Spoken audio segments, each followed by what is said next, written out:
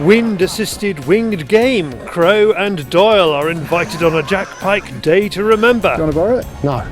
Nice arrows. Roy learns about darting and moving deer. And fiendish ferreting for Halloween, we're rabbiting around the gravestones. We have news, we have hunting YouTube, we have the winner of the Kite Optics Petrol Binoculars competition, and we have a sparkly new Fieldsports Nation exclusive offer. Welcome to Fieldsports Britain.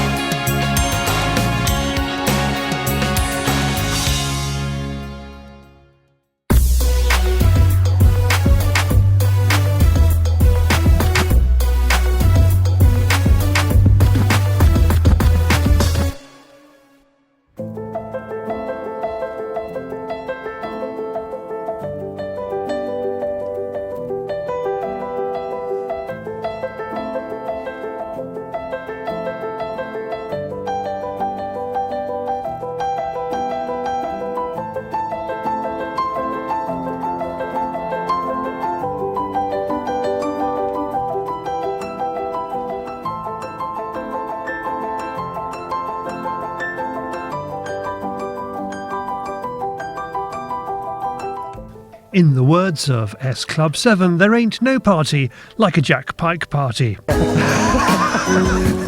That's about... No. But you wish you had one that long, David. Aye. And ain't that the truth? Among the lucky guests are one Mr. Andy Crow and one Mr. Jason Doyle, both looking forward to their first game day of the season. Familiar faces on this shoot then today, Crow? Yeah, one or two. Yeah, people I've shot with before. Good team of guns. You shot with Mr. Doyle before? No, I haven't. He's come and filmed me pigeon shooting and that. He's got a new hat on today. That's all that's left of the rabbit shot with his 243 on it. Lovely sunshine. In recent years, Andy has been ducking behind bushes and gun buses for a quick change between drives for the Jack Pyke catalogue. But this year it's a more casual affair with a touch of flair. Or is that hare, or possibly rabbit? Do you like that hat? Do you? Yeah. Do you want to borrow it? No. The first drive is a gentle intro for Crow with half a dozen shots. This one keeping David on his toes. Worse. What is going to make this good day into a great day is the wind. The partridges are going to be supercharged. As Andy hates wearing a hat, the Vario ear gear will work as a windbreak as well as a bang buster. Are you doing any roof shooting yet, or are you still shooting? Nah, we got a beechwood, and there's probably there's quite a lot of pigeons in there. Several hundred. Andy has a spare F16 at the moment because the original's gone back to Germany for alterations. He finally had a chance between farming and shooting to have professional stock fitting at Blaser Sporting's UK HQ in Guildford. In the meantime, he seems to be coping. If you had a preference, yeah, pheasants or partridge? Partridge. Really? Yeah, they go like little bombs, don't they? Yeah, I prefer the partridge. That's what I like about coming here. Paul does a good job. He's got pheasants and partridge, but the old partridge, they do go well. Andy, not many people are wearing glasses. On a day like today, surely it's a benefit. Oh yeah, definitely an advantage. You've only got to look over there with your camera. You can hardly see, but with these glasses, it's made a hell of a difference. How many people do you reckon wear eyewear during a game shoot? Not a lot of people really. I thought, you think more people would. To me it's an advantage. Time for 11s, which is game sausages and nibbles washed down with some warming Hadrian's Wall sloe gin. After a tropical start to the season, it's nice to have a bit of a nip in the air and in the glass. Now most shoot days will involve a wager, and on this one the first pigeon gets the pot. With £100 riding on it, Andy is keen to see if he can find it a good home, as is Jason. You bagged the money, you got the cash. Yeah, I got the cash and I've been lucky. I've had the pound spot on all 3 drives. My first day out this year, and yeah, I was really excited, and I'm so grateful to Jack Pyke for inviting me over. And for the last 4 or 5 years I've been speaking about coming and shooting at Paul's, so it's sort of been lots of boxes ticked for me, and yeah, got to get the first pigeon when Mr. Crow is in the line, who's the pigeon guru. There was various rumours that he was going to take a frozen one out of his back pocket, but when that pigeon started flying at me, I was serious dose of adrenaline, and I didn't think I'd hit it, but luckily I managed to get a couple of grains in it, and it came down stone dead. So 90 quid in the bag, but I think I'll have to do the right thing and give that to Paul as a tip. He's put on a fantastic day here so far, and the hospitality has been incredible. Like we've had a chef out in the wood, and venison sausages cooked, and little homemade sausage rolls, and it's just everything about it has been what I love about driven shooting. Really good banter, good crack, good friends, and yeah, just a wonderful day in the field. Diamond shot. Yeah, pretty cartridge, isn't it? Jason is on the Dark Storm cartridges today, while Andy is giving the Game Ball Grouse a go. Do they go as well as they look? Because the packaging is very pretty. When I was a kid, I used to buy cartridges because of how they looked. Yeah. And with those, they're just the prettiest looking cartridges I've ever seen. Yeah, they are sweet. They've got them absolutely spot on. Too pretty to shoot. Well, I'm not fast. I'm shooting them. No, they're good cartridge. Look good on a pendant, Crow. With your hairy chest. They would. I was thinking I'd make one for a pendant for the wife for Christmas, wouldn't I? Yeah. Yes, she'd love that. Yeah, she would. Yeah. Yeah, I'll end up sleeping in the shed. I wonder, could I turn one into an engagement ring? Hey, hey? Well, I could sell it. Oh, I see. I thought you were telling us first. You're going to get engaged, are you? Congratulations. Does Game Ball's in-house designer do jewellery? He's certainly got an eye for making stuff sparkle. Putting Game Ball's gemstone looks aside, there is another reason for Andy to use the grouse shell, the fibre wad. With plastic waste in the headlines, Andy feels he needs to be on the front foot with this issue. The shoots are going towards fibre, and I want to have a go, or get used to it before we have to go. But they perform well for me today. So, but all my pigeon cartridges now, the ones I picked up yesterday, they're all fibre. So I'm going to give them a go, and give them a good go. Not go plastic fibre. I'm going to go fibre and stick to it and see how I get on with it. The final drive is supposed to be the one of the day. With the wind even stronger, Andy needs to be on his game. Look at them get up.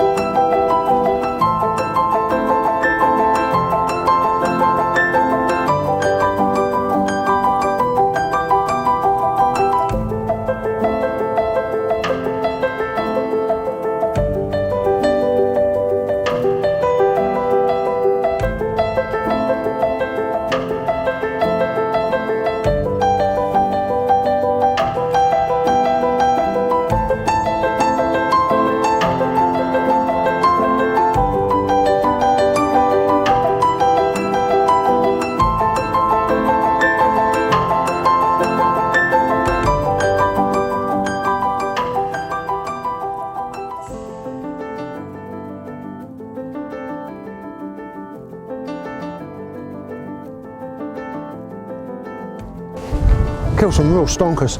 Yeah, that was a good drive. Good drive for me, and the chap next to me, he shot really well. He shot some nice ones. But no, I killed some nice ones there, well chuffed. Missed a couple of silly ones, but with this wind, you see them coming before you realise that they're on top of you. But I was letting them get on top of me, which I shouldn't have done. But once I shot them out, either on the left or on the right, it was no trouble at all. But no, that was awesome. Nice one to finish on. But it's been an awesome day, it always is here. It's been a game day to remember. Good company, good birds and good shooting. Thank you, Jack Pyke. Crow and Doyle living it large there. Now, something that's always in Andy Crow's pigeon shooting armoury is an FF flapper. And we spoke to Nick Tate of Flightline Decoys, and just like Best Fox Call last week, this week we have a new Fieldsports Nation exclusive offer. This month Nick launches the FF6 with more power and a better frame, rather like me, for your pigeons. They retail at £99.98 plus £9.99 post and packing. But just for us, and nowhere else, he has 10 of them selling for £75, including postage. This is a new FF6 from Nick Tate. It's got the new Trojan 500 gearbox with the wide tail spreader there on the back. It's got built-in speed controller plus timer. It's got the new end to the gearbox, heavier duty. And as you can see by the colour, it's the new grey, which I recommend it because it's a lot easier to find. Plus, Nick is giving a year's guarantee with it. I've had it at least 6 weeks now, 8 weeks, and it's been hammered and I've had no problems with it at all. All you have to do is head for our shop via fchannel/flapper and you can grab one. A better offer you will not find, as field tested, the FF6 by Mr. Crow himself. Now, from something going cheap to, well, something cheap. It's David on the Fieldsports Channel News Stump.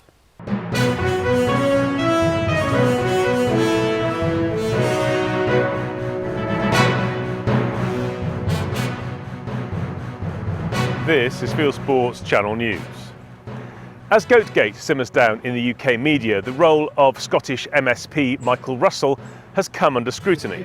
Russell is the member of the Scottish Parliament who represents the area of Islay, where Larissa Switlick shot the feral goat featured in the news this week. Backed by SNP leader Nicola Sturgeon, he called for trophy hunting to be banned. Yet, as Scottish Environment Minister, Russell personally campaigned for more culling to promote the Scottish Government's forestry expansion target and to bring more protected sites into what the Scottish Government calls favourable condition. Shooters took to the media, both social and national, to make the case for management hunting and, part of it, trophy hunting. Charlie appeared on shows on the BBC, ITV and here on Sky versus Badger campaigner Dominic Dyer, as well as interviews on radio. Meanwhile, the US company that sent Larissa to Scotland has had bomb threats. Scientists say the fox hunting ban is more cruel than no ban. The first study into the use of dogs to hunt foxes in the UK, published in the Wildlife Society Bulletin, concludes that the law in England and Wales makes controlling foxes less effective and imposes a longer duration of pursuit than Scottish legislation. The study was carried out in Scotland, where the use of any number of dogs to flush and shoot foxes remains legal. The period of active pursuit from a fox being found to being flushed was more than 5 times less. The study was commissioned by the Federation of Welsh Farmers PACS. The disease epidemic hitting England's brown hares is spreading across the country. Animals are being found bleeding from the mouth or eyes, leading scientists to suggest myxomatosis has jumped from rabbits to hares. Others point to a disease that's been spreading across Europe in recent years, called tularemia. The lead scientist on the issue, Dr. Diana Bell from the University of East Anglia, is still looking for specimens and will arrange collection if you find them. Please double bag and freeze specimens and contact her by email on d.bell@uea.ac.uk. This video is put on Facebook by Sean Teddy Cooper and photos by Jonathan Davis. Red stags walking through 2 UK cities have been shot. A stag running loose in East Belfast was shot by police after it narrowly missed passing cars. It took them 4 shots at 3 a.m. and the carcass was still beside the road the following morning. Meanwhile, a stag that escaped from Woollerton Hall Deer Park in Nottingham was shot by a vet after it was spotted walking down a busy road. Thanks to Ben Maslin for sending in the story. A campaign to stop a gun shop opening in Edinburgh is running out of steam. The local Labour MSP Daniel Johnson said it was wildly inappropriate to open the gun shop because it was near a primary school. However, an online poll held by the I Love Morningside Facebook group disagrees with him by nearly 80% to 20%. Edinburgh Rifles is a business owned and run by Ed Boucher, who is behind the Fox non-toxic bullets, championed by Roy Lupton. He's had all the preliminary approvals from Police Scotland and has spent money getting it alarmed and secure. He plans to open the shop very shortly. Thanks to Patrick Angier for sending in the story. STV News has got an eagle story wrong. Juvenile golden eagles scaring red deer is, says amateur wildlife cameraman Colin Black, who took these pictures, an attempt to carry off a deer to feed their babies. Still, his version sounds much more exciting. There's a bonus for hunters who kill the most foxes in a region of France. There are so many foxes in Charente-Maritime that shooters who hand over 35 or more brushes receive merit bonuses from the local hunting association of €500. And finally, curiosity nearly killed the fox. A hunter filmed this animal from a high seat in Hungary. No news about what happened to it after the camera stopped rolling. You are now up to date with Fieldsports Channel News. Stalking for stories, fishing for facts.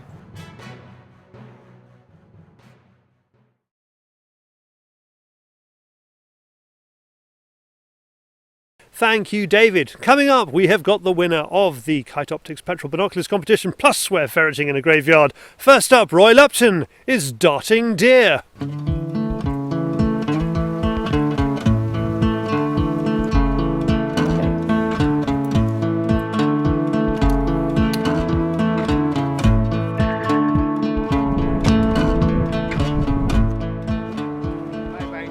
Today, Roy is attending a live capture and immobilisation course run by Jelen Premier Wildlife Services. The main volume is contained within the body of the dart. We've got a barb to keep the dart in once it's been fired, and then we've got two ports where the substance being injected will come out the side, as well as the end of the dart itself. So those all need sealing before the dart's loaded. So retrieval of the darts. So what we end up doing is we mark the side of the dart with the barb on it so that we know whereabouts we're wiggling. We also trim the end of the barb down so we've not got quite as much to wiggle out, and to reduce the trauma when we're actually removing the dart. Roy recently took over the management of a park fallow herd, and he would like to be able to move deer to and from the ground. Shorter the distance, the better. There's a phenomenon called audio stimulation, and what happens is the animals hear the dart being launched from the dart rifle before the dart gets to them. Right. If she stays there, she's at 17. Need her to be at 15. All darts are subsonic, and that is a problem. And even at close range, like 10 metres or less, they have time to move. And if they do move, the dart could strike a non-target area or completely miss altogether in a smaller animal. There's a lot to learn. It's not just about the drugs for sedating the deer and bringing them back round. There's the air pressure of the rifle, target distance, the flight of the dart, and how to extract it. It's all focused around the animal's welfare. So we're going to take the range of the animals, and then you're going to determine the pressures for that range. So I'll be using a Nikon rangefinder. Yeah. And then I've got a ballistics chart which will calibrate the range for the new dart X caliber which I'm using. So the pressure you're using with that is going to be? So between 14 and 16 I'll be between 3 and 3.5 bar. Okay. So. And have you got to be careful if you're over pressuring for a certain distance? Yeah, if you, so say I was to shoot at 3.5 bar at 5 yards, there's a chance I could bury the dart into the animal. So right.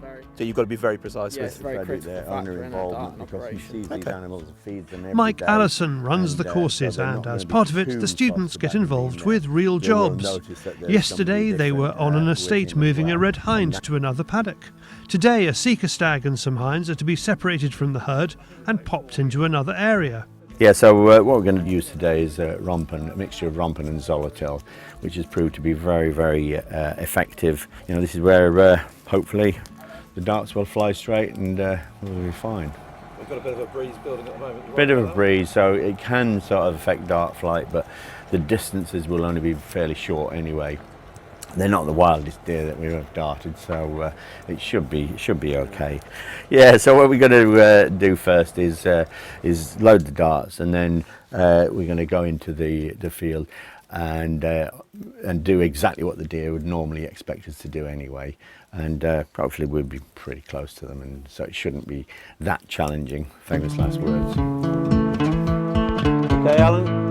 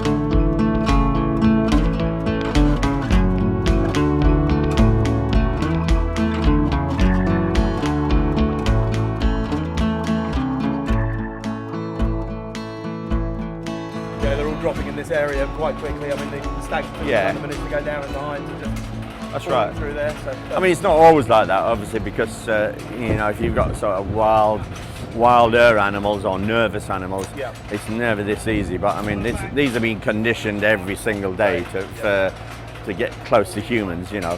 But there's still no other way of catching them. So I mean, it's you know, using remote chemical injection is the way, you know. And you can see it's totally stressless. You know, as I say, they don't get any more de-stressed than you know. So it's perfect. So it's just a matter of.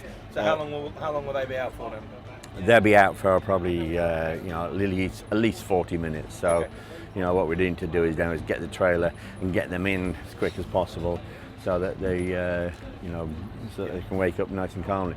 But the biggest mistake would be to go into them too early, you know, before they're completely out, because you know, as you've seen before, they can just sort of suddenly burst into life again. So Up and away. yeah, absolutely. One by one the deer are collected, the darts removed and the reviving drugs administered. It's fast and well organised.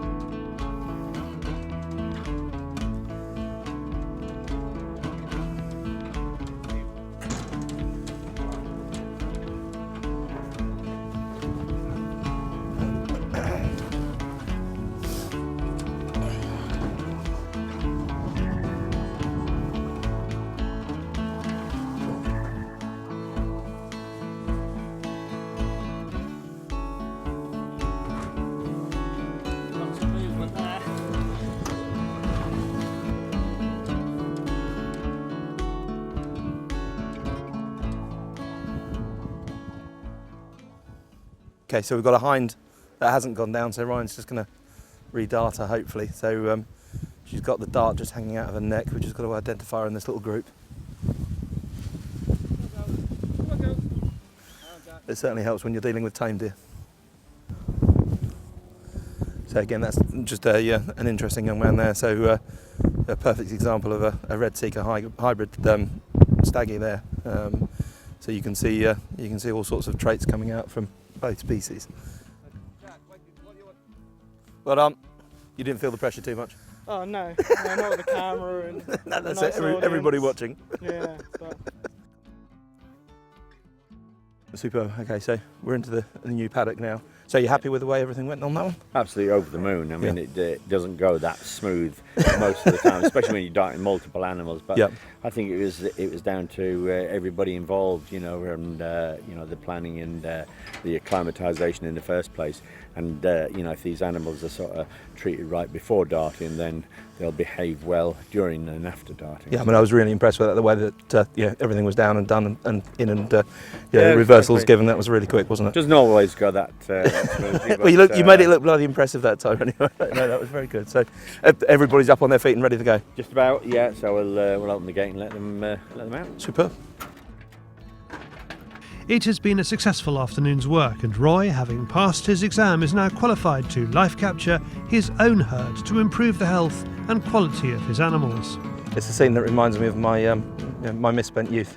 So the morning after. If you want information about this or any other of the professional training courses run by Jelen, go to premierwildlife.co.uk. Thank you, Roy, thank you, Mike, and thank you, Ryan. And you'll see more of them shortly because Roy's been off with them stalking sika. Now, who wins the petrol binos from Kite Optics? Well, in my usual way, I've put all the entries, nearly 400 of you, into my phone. I'm going to scroll down, scroll up, and choose a winner completely at random by pressing on it. And the winner is Joe Holden, who entered on YouTube, Kite Optics Petrol. Joe Holden will be in touch and find out where you live and send you your new binoculars. Now, let's get spooky and head for the cemetery.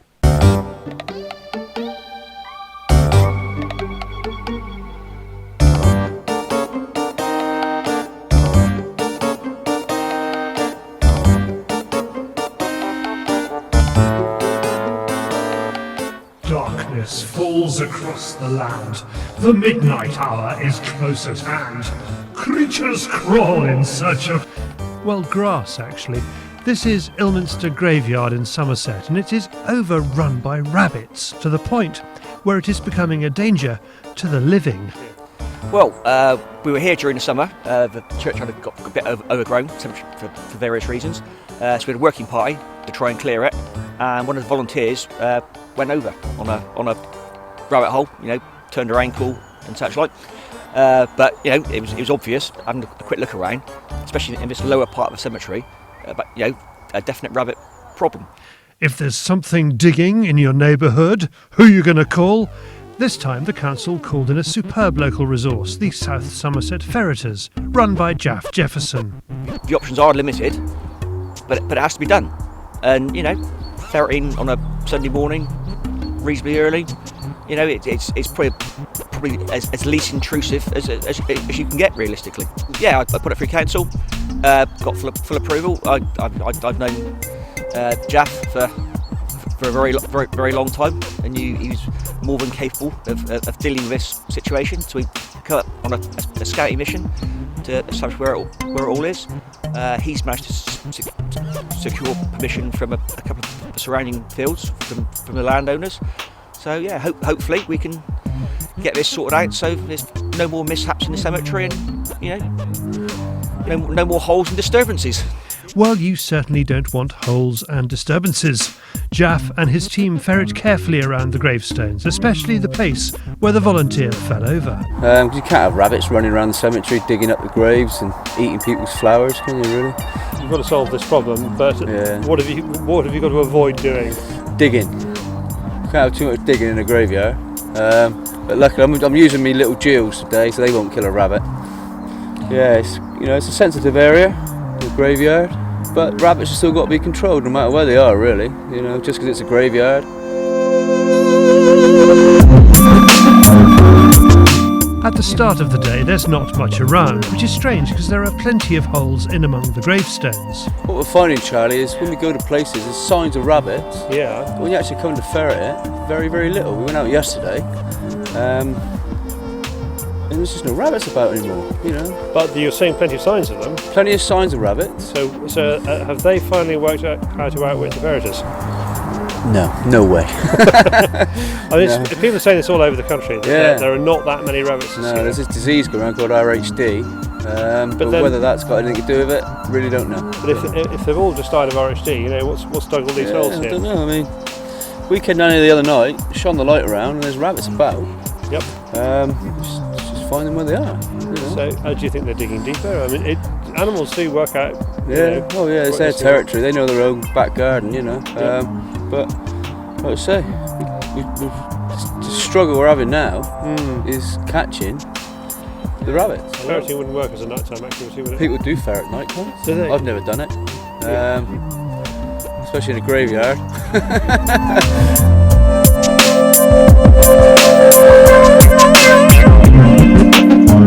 So it's time to go dark and spooky. Just below the metal railings at the bottom of the graveyard is a tangle of holly and other trees. Oh, stop it. With rabbit holes all over the earth bank. It turns out that this is where the rabbits spend their days hiding out.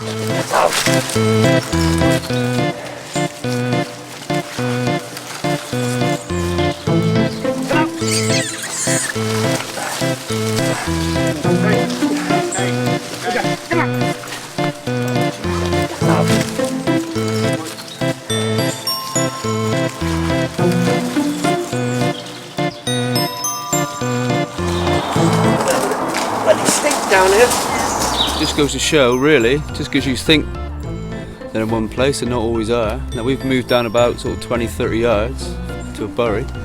We finally found the rabbits. Whether it's because of the shade under the tree, I don't know. Who knows? They're obviously coming from here through the night, going up around the cemetery. Because it's nice. There's no grass here. Look, there's nothing for them to eat here. So they're obviously in the cemetery eating the grass and that, and they're moving back down here in the morning.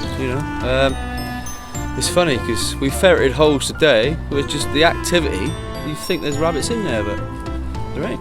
And how about Ilminster Town Council? Are they happy? So this seems to be where they're living. It seems like it. I mean, it's pretty much directly below where most of the holes are in the cemetery. So you'd like to think this is where they're coming up through, and hopefully we've sorted out the worst of the problem. We end the day on 18 rabbits, no graves disturbed, and respect shown to the residents.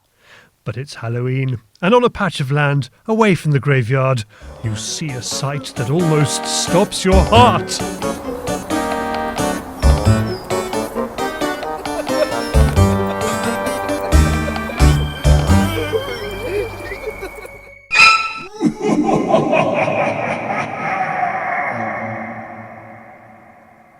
Thank you, Jaff and the gang, and thank you to Ilminster Town Council. That really was needlessly corny. Now, let's go from Ilminster to the wider world of hunting and shooting on YouTube. It is Hunting YouTube.